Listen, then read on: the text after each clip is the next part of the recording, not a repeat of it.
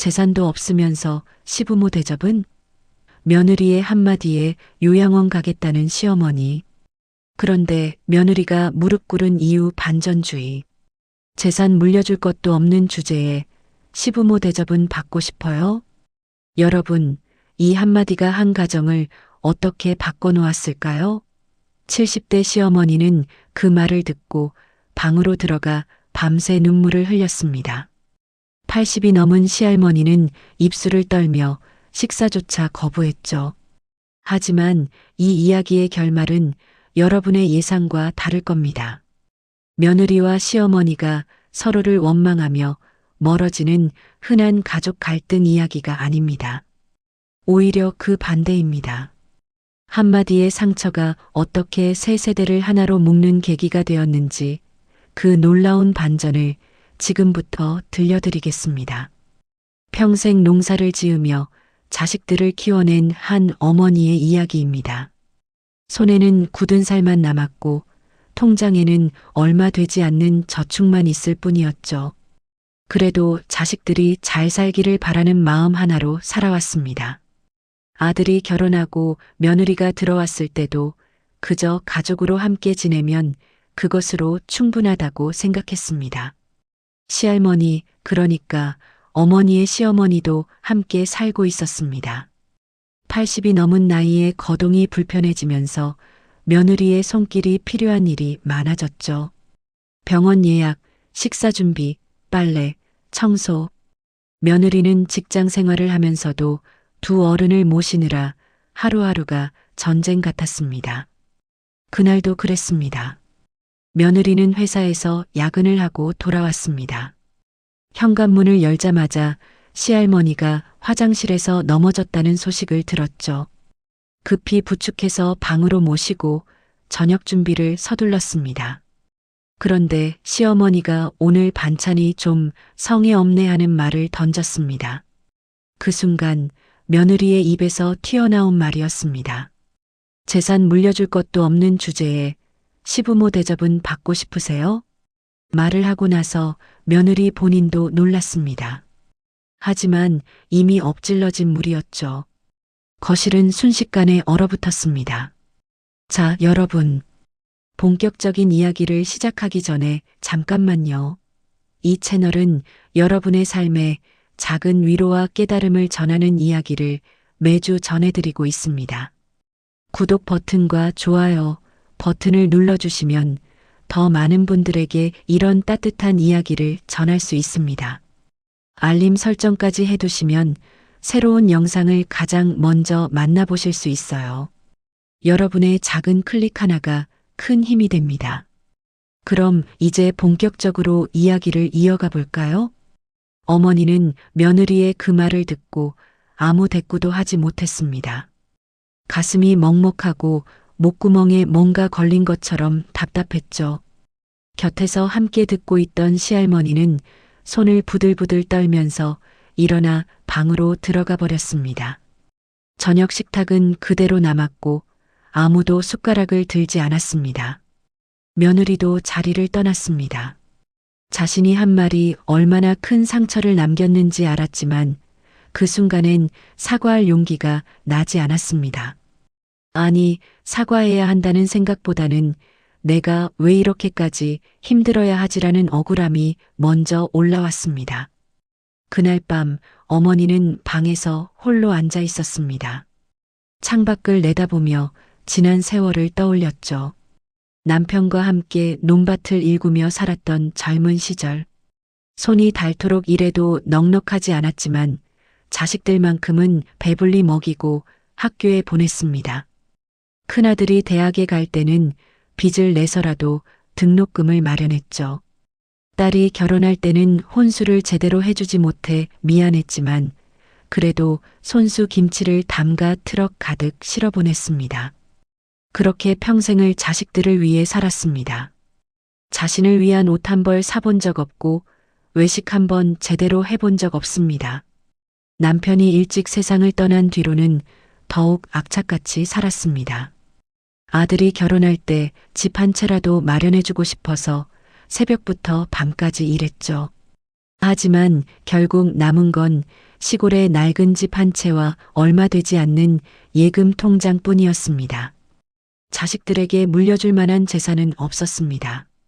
그저 건강하게 살다가 자식들에게 부담 주지 않고 떠나는 것이 마지막 바람이었죠. 내가 정말 그렇게 짐 같은 존재였을까? 어머니의 눈에서 눈물이 흘러내렸습니다. 평생 처음으로 자신의 존재 가치를 의심했습니다. 재산이 없으면 부모로서의 자격도 없는 걸까요? 며느리에게 잘해주고 싶었던 마음, 가족으로 함께 지내고 싶었던 바람, 그 모든 것이 부질없는 욕심이었던 걸까요? 옆방에서는 시할머니의 흐느끼는 소리가 들렸습니다. 80이 넘은 나이에 이런 말을 듣게 될 줄은 꿈에도 몰랐을 겁니다. 시할머니는 더욱 오랜 세월을 이 집에서 살아왔습니다. 손자들을 돌보고 집안일을 하고 농사일을 거들며 한평생을 보냈죠. 이제 나이가 들어 거동이 불편해지니 짐이 되었다는 말을 듣게 된 겁니다. 어머니는 시어머니의 방문을 조심스럽게 열었습니다. 어둠 속에서 시할머니가 이불을 뒤집어 쓰고 울고 있었습니다. 어머니는 그 옆에 앉아 시할머니의 손을 잡았습니다. 두 사람은 말없이 서로의 손을 꼭 쥐고 있었습니다.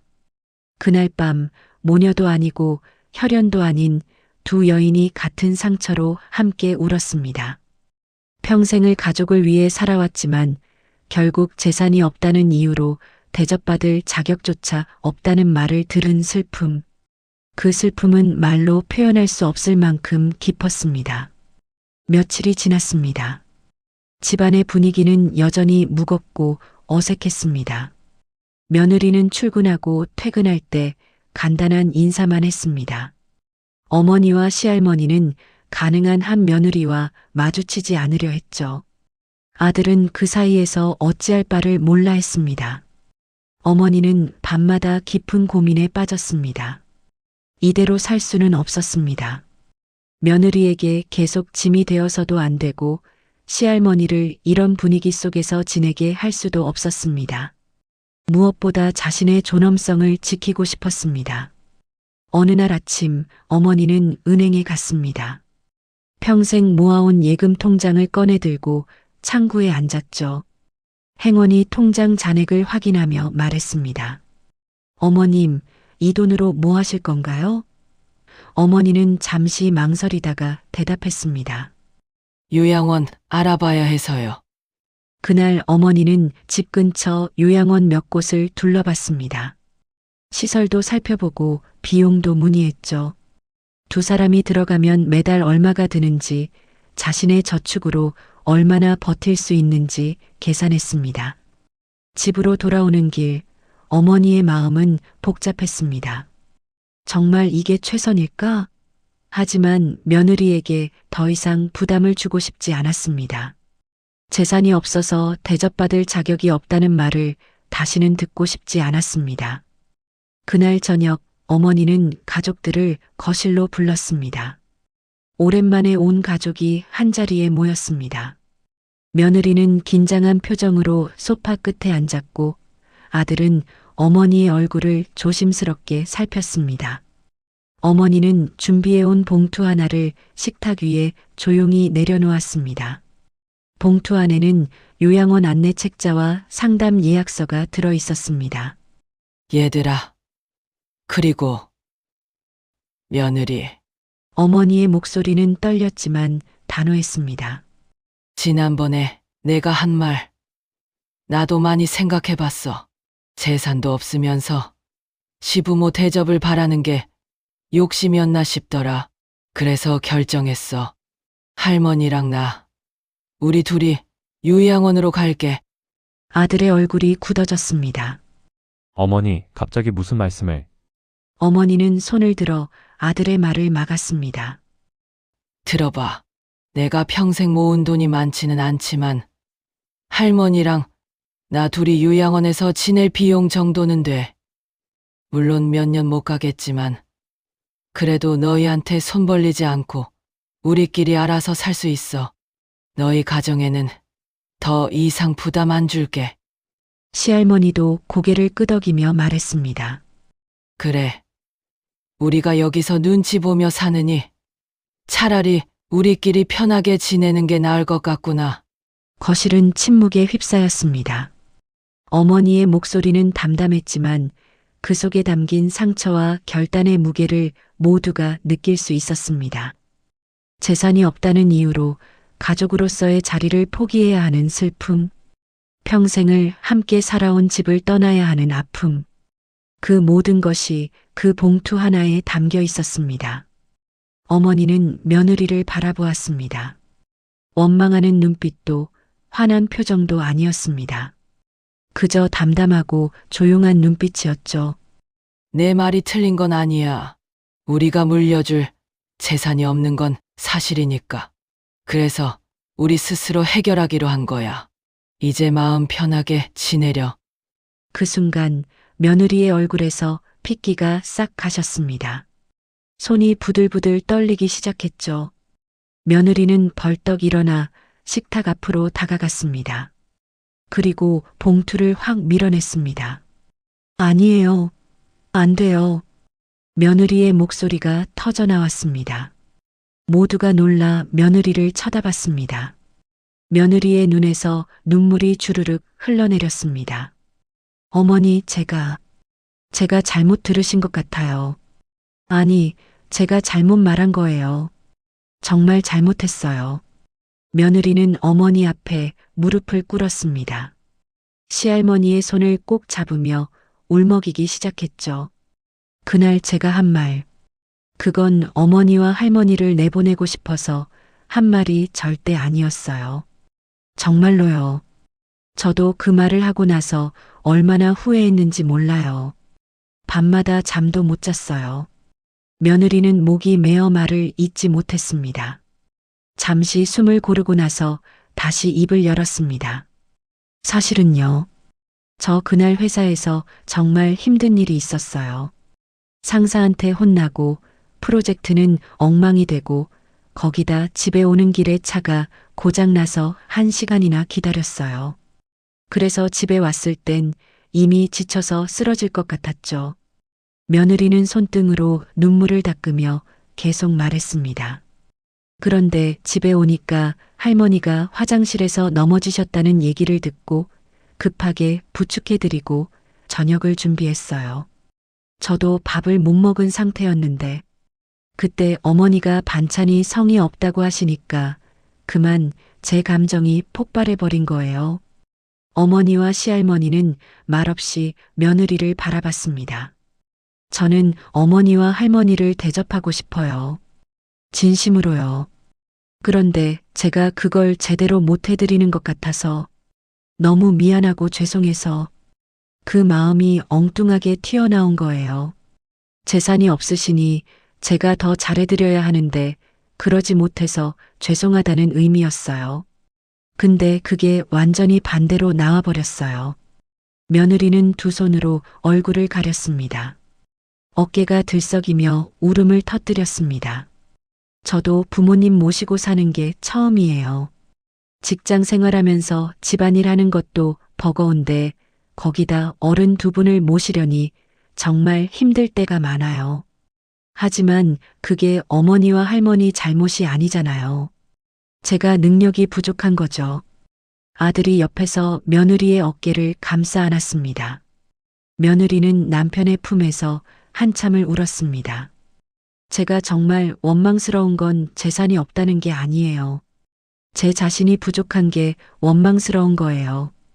어머니와 할머니를 제대로 모시지 못하는 제 자신이요.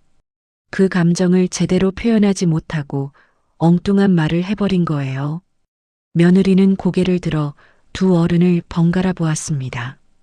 요양원 같은 거 생각하지 마세요. 제발이요. 제가 더 노력할게요. 회사에 시간 조정 요청도 해볼게요. 제가 못하는 부분은 도움을 받아서라도 할게요. 그러니까 제발 이 집을 떠나신다는 생각은 하지 마세요. 며느리는 시할머니의 손을 꼭 잡고 이마를 그 손등에 대었습니다. 할머니, 정말 죄송해요. 제가 할머니한테 그런 상처를 드렸다는 게 믿기지가 않아요. 저 정말 나쁜 사람이에요. 하지만 할머니를 내보내고 싶어서가 아니었어요. 절대로요. 시할머니의 눈에서도 눈물이 흘러내렸습니다. 떨리는 손으로 며느리의 머리를 쓰다듬었습니다. 알았어. 우리 며느리 많이 힘들었구나. 어머니도 며느리의 손을 잡았습니다. 세 여인은 그렇게 서로를 끌어안고 함께 울었습니다. 아들도 옆에서 눈시울을 붉혔죠. 그날 이후 집안의 분위기가 완전히 달라졌습니다. 며느리는 다음 날부터 달라진 모습을 보였습니다. 출근 전 어머니와 시할머니의 방문을 살짝 열고 어머니, 할머니, 잘 주무셨어요? 라고 인사했습니다. 퇴근 후에는 두 분이 좋아하실 만한 반찬을 사가지고 왔죠. 주말에는 시할머니를 모시고 병원에 갔습니다. 그동안 미뤄왔던 정형외과 진료를 받게 했죠. 대기실에서 한참을 기다리면서도 시할머니의 손을 꼭 잡고 있었습니다. 할머니, 무릎이 많이 불편하시죠? 오늘 선생님한테 제대로 진료받으세요. 물리치료도 받아야 할 것 같아요. 시할머니는 며느리의 손을 꼭 쥐며 말했습니다. 며느리 덕분에 이렇게 평온도 오고 고맙구나. 어머니에게도 며느리는 특별히 신경을 썼습니다. 어머니가 좋아하는 나물을 직접 무쳐서 식탁에 올렸습니다. 예전에는 대충 만들던 음식이었지만 이제는 정성껏 손질하고 양념했죠. 어머니, 이거 어머니가 좋아하시는 고사리 나물이에요. 제가 아침 일찍 시장 가서 연한 거로 골라왔어요. 어머니는 나물 한 젓가락을 입에 넣고는 눈을 감았습니다. 맛있다. 우리 며느리 손맛이 이렇게 좋았구나. 며느리는 또 회사에 사정 이야기를 했습니다. 근무 시간을 조정해서 아침에 조금 늦게 출근하고 저녁에 일찍 퇴근할 수 있게 해달라고 요청했죠. 다행히 회사에서 받아들여졌습니다.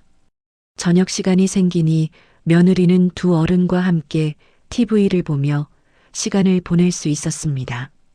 예전에는 피곤해서 빨리 방으로 들어갔는데 이제는 거실에서 함께 웃고 이야기를 나눴습니다. 어느 날 저녁 시할머니가 옛날 이야기를 꺼냈습니다. 내가 젊었을 때는 말이야. 시집 와서 정말 고생 많이 했단다. 시어머니가 엄하셔서 밥 한 숟갈 먹을 시간도 없었지. 며느리는 귀 기울여 들었습니다. 그럼 할머니는 어떻게 견디셨어요? 견디는 게 아니라 그게 당연한 줄 알았지. 그땐 다 그렇게 살았으니까. 근데 지금 생각해보면 참 힘들었던 것 같아. 그래서 나는 우리 며느리한테는 그러지 말아야지 했는데 내가 나이 들면서 오히려 짐이 됐구나. 며느리는 시할머니의 손을 꼭 잡았습니다. 할머니는 짐이 아니에요. 제가 서툴러서 그랬던 거예요. 이제는 제가 할머니한테 더 잘할게요. 어머니도 옆에서 말했습니다. 우리 며느리 사실 너무 힘들었을 거야. 내가 며느리 입장을 더 생각했어야 했는데 나도 나만 생각했던 것 같아. 며느리는 고개를 저었습니다. 아니에요, 어머니. 어머니는 정말 저한테 잘해주셨어요. 제가 감사할 줄을 몰랐던 거예요. 세 사람은 그렇게 서로의 마음을 나눴습니다. 그동안 쌓였던 오해와 상처가 조금씩 풀려나갔습니다. 며느리는 회사 동료들에게도 이야기했습니다. 저 요즘 시어머니, 시할머니랑 정말 잘 지내요. 처음에는 힘들었는데 마음을 열고 대화하니까 이렇게 좋은 분들인 줄 몰랐어요. 동료가 물었습니다. 어떻게 그렇게 됐어요? 며느리는 잠시 생각하다가 대답했습니다. 제가 상처 주는 말을 했는데 그분들이 요양원 가겠다고 하시더라고요. 그때 정말 깨달았어요. 제가 얼마나 소중한 분들을 모시고 있는지, 그리고 제 말 한마디가 얼마나 큰 상처를 주는지요. 그날 이후로 며느리는 달라졌습니다. 힘들 때마다 참기만 하는 게 아니라 어머니와 시할머니에게 솔직하게 이야기했습니다. 어머니, 오늘 회사에서 정말 힘든 일이 있었어요. 그래서 저녁 준비를 간단하게 할게요. 괜찮으시죠? 어머니는 웃으며 대답했습니다. 그래. 당연하지. 우리가 도와줄 테니까. 걱정 마. 할머니도 채소 다듬는 건 할 수 있으니까. 이렇게 서로 배려하고 도우며 지내니 집안 분위기가 훨씬 밝아졌습니다. 몇 달이 지난 어느 날 어머니는 며느리에게 말했습니다. 며느리야. 그날 내가 한 말 덕분에 우리 가족이 더 가까워진 것 같아. 상처가 깊으면 미움이 되는 줄 알았는데 말해줘야 풀리는 게 더 많더라. 며느리는 어머니를 꼭 껴안았습니다. 어머니, 감사해요. 저를 이해해 주시고 받아주셔서요. 어머니는 며느리의 등을 토닥이며 말했습니다. 노후의 지혜는 미움보다 대화를 먼저 꺼내는 용기더라. 그걸 이 나이에 배웠으니 나도 아직 배울 게 많은 사람이야. 시할머니도 옆에서 웃으며 말했습니다. 우리 모두 배우면서 사는 거지. 나이가 많다고 다 아는 게 아니더라고. 세 여인은 그렇게 웃으며 저녁 준비를 함께 했습니다. 부엌에서는 웃음소리가 끊이지 않았죠. 이 가족의 이야기는 우리에게 큰 교훈을 줍니다. 가족 간의 갈등은 피할 수 없습니다. 하지만 중요한 건 그 갈등을 어떻게 풀어가느냐는 것이죠. 상처를 주고받을 수 있지만 진심으로 대화하고 서로를 이해하려 노력한다면 오히려 더 깊은 유대감을 만들 수 있습니다. 재산의 많고 적음이 가족의 가치를 정하는 게 아닙니다. 서로를 향한 진심과 배려, 그리고 용기 있는 대화가 진짜 가족을 만듭니다. 여러분의 가정에도 작은 갈등이 있다면 오늘 이 이야기를 떠올려 보세요. 미움을 키우기보다 대화를 먼저 시작하는 용기. 그것이 바로 행복한 가정을 만드는 첫걸음입니다. 이 영상이 도움이 되셨다면 구독과 좋아요 부탁드립니다. 여러분의 소중한 이야기도 댓글로 나눠주세요. 다음에도 더 좋은 이야기로 찾아뵙겠습니다. 감사합니다.